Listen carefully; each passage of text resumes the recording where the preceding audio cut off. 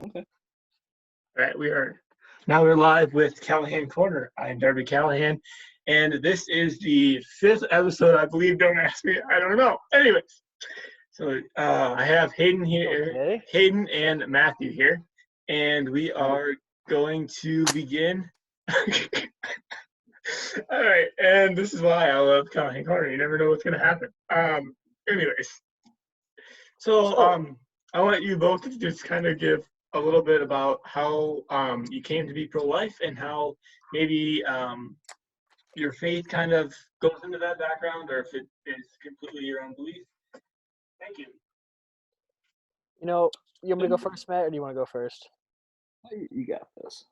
Okay.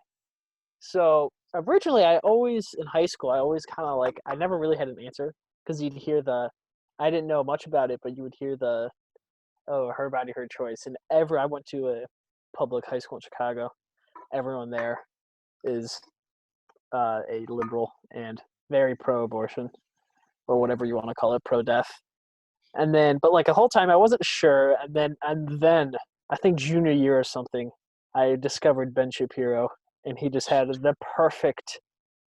Honestly, like my thought was in the back of my mind, he just kind of exposed it, gave some facts, and that's when I was like dead set solid that I was pro-life.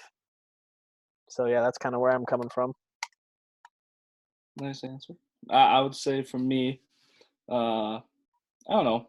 Growing up, my dad is a pastor, so I'd say my faith influenced, my view on abortion since a very young age. I was always taught that life begins at moment of conception, and that it is God's plan, basically, more or less, for a baby to be born. So the moment the baby's conceived, the baby is a person at that point. So the argument I always go with for, or I should say against abortion is, women always say, my body, my choice. But I say in, I guess, defense or against that it is your body, but it is your body, your choice. You get to do whatever you want with your body, but the action that you're taking doesn't or influences the baby, not just you. In a lot of states like Wisconsin, I know for sure, for one, if a baby is born to a mother, the mother has 10 days to actually give up the baby to a law enforcement officer, no questions asked. So if the baby is born to a mom, cool. The woman can just go to a law enforcement officer and give the baby to the law enforcement officer, no questions asked whatsoever. Okay, it's a good law to help people out who are in a tough situation, but I think the law is cool, but I don't think the actual it happening is cool. It's happened, not to any officers I know, but I know it does happen. I think it's a good thing to have laws like that with the safe haven or even whatever they call that law there in Wisconsin. I just think it's important that we have those options for women and that they don't have to feel that their only option is abortion in those situations. Best anecdotal for, again, there's empirical arguments against abortion as well. Like, for instance, when you would actually define the beginning of life. But a good anecdotal for pro-life is that if you ask any woman who's going to get abortion or whatever, any pro-death person, if you say to them, okay, imagine if this woman, or if that woman is the one who's actually pregnant, imagine 10 years from now, do you think there's any woman going into this abortion clinic that's going to have abortion? If they didn't have that abortion, 10 years later from now, they would actually say, you know what, I wish I would have killed my kid. No, they would say that they are so glad that they actually didn't do it. Every single one. You wouldn't find a single person who wouldn't. Exactly. And I think the one thing to remember is people, like when I get on, disagreements, dialogue online, people always say that, it caused, like today, I got someone told me today online that it's more trauma to women to give birth than to have an abortion. And my argument back was, well, one, that's not scientifically proven that you have more trauma. Well, number one, your in body live birth. releases like some hormones, so you just lose your memory after birth. So you Humans- don't remember the pain. Humans naturally give birth. They don't naturally have an abortion, okay? Like, besides, like, some would argue miscarriages are natural. But to me, live birth is the natural way of, reproduction. And so that argument just, it would not Plus, cause more trauma to give. Miscarriage is involuntary. Exactly. So I just don't get why they would argue that. So I kind of dismissed that one right off the bat. Can we talk about Corona? I mean, if you want to change topics on my show, go right ahead. Power of being a guest, am I right? So now I don't want, my main thing with coronavirus, I'm not trying to get it, but I am not afraid to get it. The biggest thing I'm afraid of is to give it to someone and have them die. That is my biggest fear. Everything else, I am not nearly as much concerned about. Right? I not afraid of it. I don't care if I get it. Furthermore, I want to add is that I think the death toll, I'm actually pretty confident, is very wrong because the CDC uses far different standards for reporting deaths of coronavirus than it does to anything else. For instance, influenza. If you die from influenza, you have to be tested for it, got to come back positive, and that's how it's reported as a death from influenza. But for COVID-19, the CDC, if you have symptoms, right, symptoms of corona, but you've not been tested positive, they can report that as a death, right? Yeah. And they've been there's tons of liberal doctors in New York City who are just, capitalizing on that. If you go to the CDC numbers, the deaths for influenza and pneumonia have almost hit zero. And we know that just isn't true. That's obviously not wrong. What's happening is that since this new option is available for doctors to report deaths as coronavirus, someone dying from the flu, for instance, is being reported as corona, and they're just not testing it. Are they not doing autopsies or this is CDC. This is from the CDC. Are they not doing post-death tests? They're not testing it. No. Post-death? They should be. You have the symptoms. You have the symptoms of corona. It's marked down as corona. And furthermore, 3,700 deaths, I think a week ago, I want to say, they added 3,700 more, so 3,700 more deaths from New York City or New York, whatever. And every single one of those deaths, not a single one of them was tested positive for COVID. They were just had symptoms of coronavirus. How is this legal? Reported. How is this legal?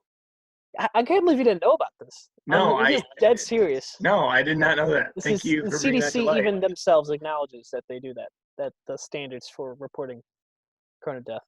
This is ridiculous. It's completely ridiculous. The death rate is much higher than what you think. Plus, pneumonia and influenza deaths are very, very, very low. You mean we know that's not true. Yeah, the amount of people who've died being reported from influenza and pneumonia is dramatically decreased. But the COVID-19 disproportionately from the previous years. Yeah, and COVID, because what's happening is people who's dying from pneumonia or influenza is getting reported as COVID. Well, and also the fatality rate of coronavirus is actually much lower. There was a study done, I know in Los Angeles. I don't know the exact college that did it, but they basically set up a drive-through testing area, and they tested 1,000 people, and they found that some of them already had it, right? About 4% of the people that already went there had the antibodies in their system. That's apparently coronavirus has been around for a while. It's just COVID-19. COVID-19. Correct. They actually had COVID-19. COVID-19 antibodies in their system. Yeah. Really? Yeah. That's interesting. Yeah. So then they extrapolated that out to the rest of the county, and they figured anywhere upwards from 200,000 to 400,000 people using the data they found in the drive-through testing actually had it. So why? So get me this straight. They already had it, and then they knew they had it and they were still going through the testing, No, or they found out 4% found out they had it through the drive-through. 4% of people, whether or not they had it or not, we don't know. They had the antibodies to counter it. Yes. Oh, okay. That's how they know, tested for the virus and they tested for the antibodies through this drive-through. Yeah. I don't know if you Basically, it was could a get those study to figure antibodies out- without getting it itself. Because with coronavirus, there's a large amount of people that are just asymptomatic. Right. That But either they would still have the virus, me. correct? Or they still have the disease if you're asymptomatic. yes, you I still think- you just don't show any symptoms. You just show very mild symptoms. Yeah. Like, Right. for So you're still going to instance- test positive for the antibodies and the disease itself. Well, you could still spread it even if you're asymptomatic. I think you can Yes, still you spread still it. Correct. can. So what's the But if difference you between have testing positive? If you have the antibodies, that you got it mixed up, Matt. If you have the antibodies, you won't. That means you don't You have won't the disease spread it. anymore. You won't get it.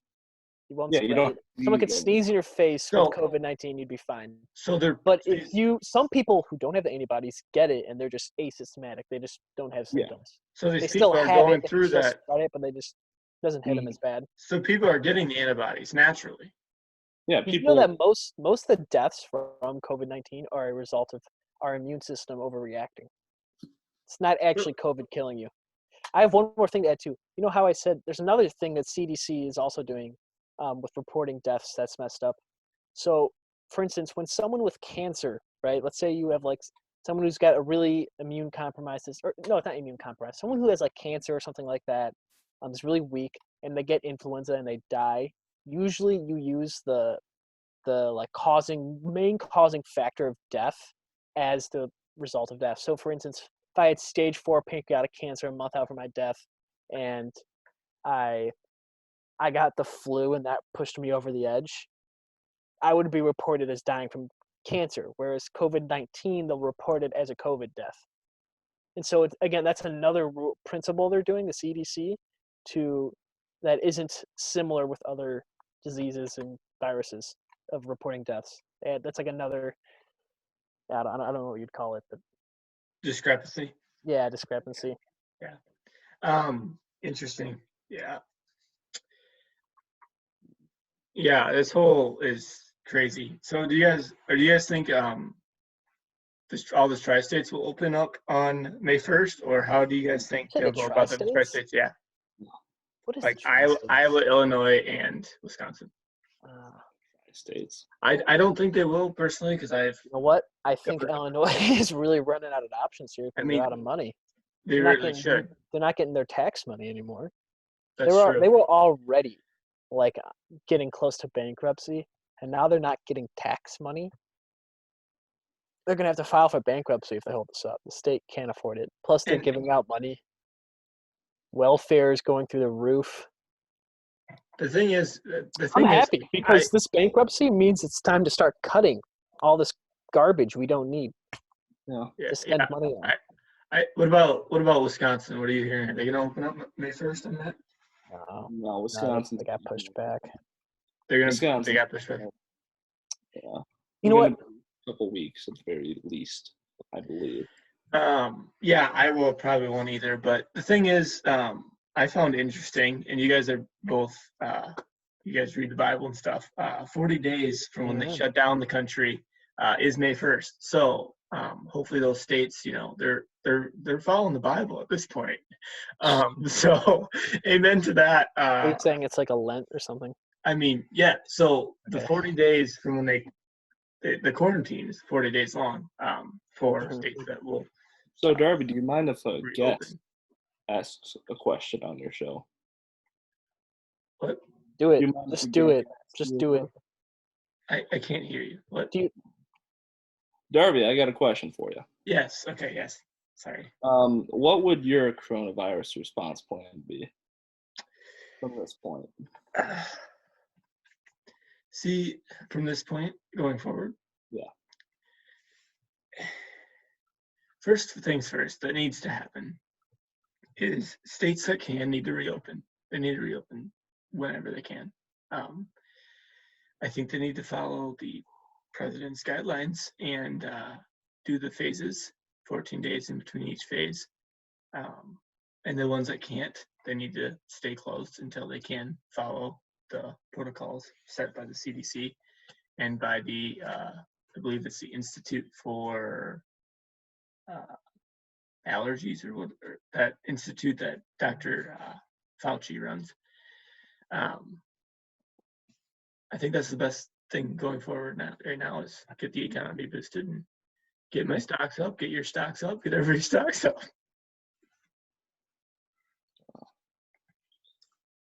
Hayden, do you have any? Okay, I got a good photo. Robert, you guys know Robert, right? He sent me a good photo that I'm gonna share right here. And this is exactly where I'm at. So you can Okay. see here, it says, believe it or not, it's okay to be all three. And it's, three circles connecting. It's people taking coronavirus seriously, people very concerned about the impending economic devastation, people worried about expansion of authoritarian government policies. Let me stop sharing. I think That is exactly what I'm at. However, that hits it on the nail. So it hits the I'm nail on telling the you, head. I don't see what the problem is with, you keep hearing about, oh, the immunocompromised are very at risk. Everyone needs to stay away, right? Why aren't the immunocompromised already staying away? They shouldn't be out in general, and even during this especially, they shouldn't be.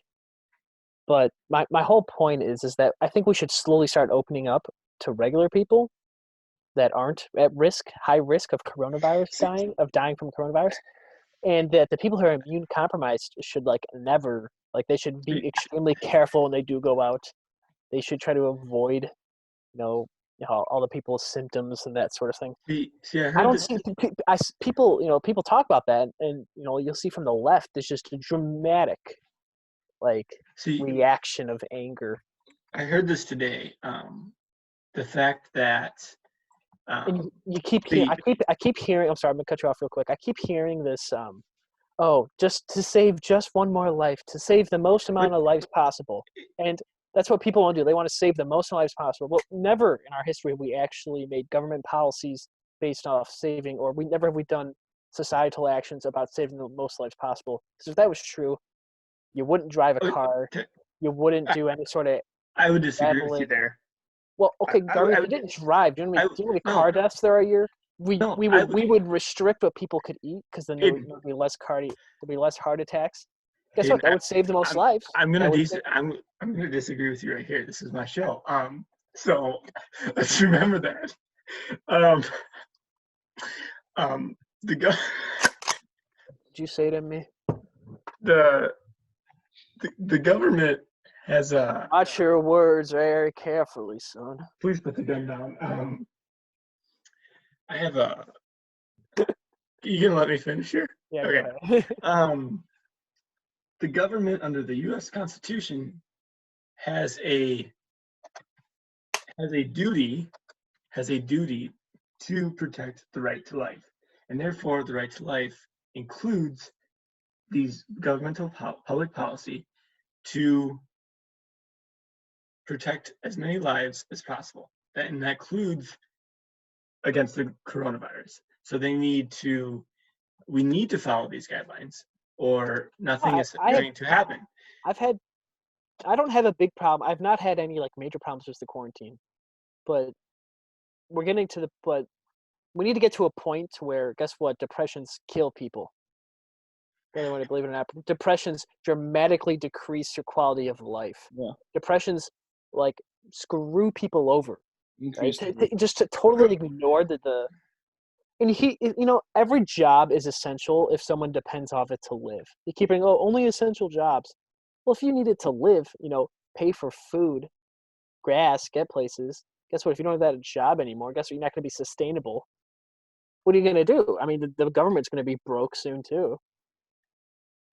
And people act like, you're just an evil person for wanting to open the economy up again, and it's just not the case. So we have about 10 minutes left in this video here. So I just kind of wanted to gosh, man, I'm about to go open the economy myself right now. I'm just kidding. Kind of wrap this all up and connect the two issues that we were talking about today in today's episode. Open the economy, don't kill, don't have abortions. And the idea is that we have these people protesting the government shutdowns and all this, and trying to protect life. they're like, they're against abortion, and they're protesting these life-saving public policies, the the social distancing and everything. And on the other side, we have the people that say close the government but kill the babies. So I just kind of wanted to hear you guys' thoughts on why these two different parties are going the separate routes. On the one hand, we have save people, help them live through the coronavirus by these social distancing, and then on the other side, we have kill the babies, let people have their abortions while saving life when it comes to the COVID pandemic. Well, I mean, in the Constitution, I would say, part of the Constitution, I believe it's the First Amendment, is the right to assemble. That is in the Constitution. So, I mean, you can't really throw that out the window. Even like one of the best presidents, in U.S. history, Abraham Lincoln, in order to save the Union in the Civil War, he threw out the window the right of habeas corpus, and basically also threw out the right of freedom of speech. I don't think we're there yet. So, I mean, for me, breaking up rallies, I don't agree with, because, it is in the Constitution. You do have a right to assemble. That, to me, that's what I believe. Let Hayden also make comment on that, and then I'll share my What was the last. question?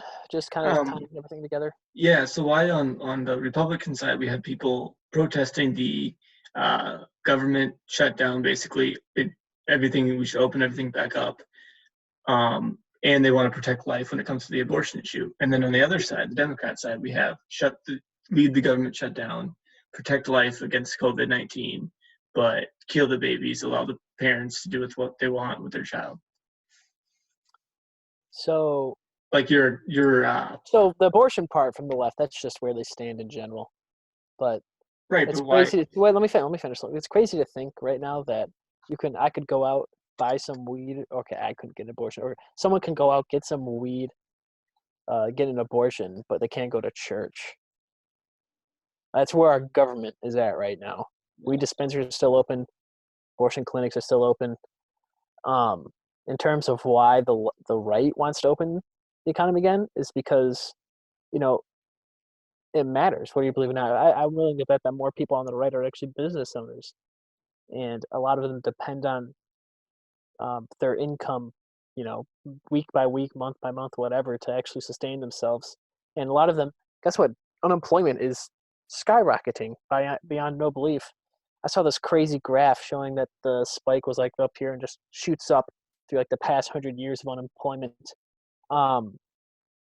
So yeah, that's why the right is against it. The left, I could not tell you why.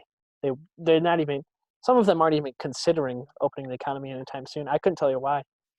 I'd like to see some of these people. I like to see some of these people that keep saying that it's evil to open the economy or anytime soon, or to risk immune compromised people by opening the economy. I'd like to see them be in the situation where they literally can't afford to buy food anymore.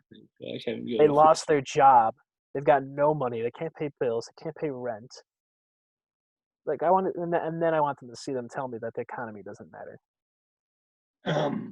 Yeah, that's a very valid point. Also, wait, you mentioned those why the right is protesting. I think there was one, and it's been really bothering me too. You keep hearing these crazy slanders against the right for doing these protests. There was a big one in Michigan. Yep. I think that was like the beginning one, and the vast majority of that protest were people in cars honking. They weren't even going. There was a small gathering, I think, of like, I don't know the number, but there was a small gathering, but the vast majority of it were people just honking in their cars, and everyone called, and they were getting violently attacked by the left. Now, I think there's like even a headline, oh, they were handing out candy to children. Yeah, whatever, that's dumb, obviously, but the fact of the matter is that's the minority of the actual protest. The majority of the protest was people in cars driving by honking. And you know what? And guess what? I would have been right there with them, because Michigan has some of the dumbest laws right now. You can't buy seeds at a grocery store.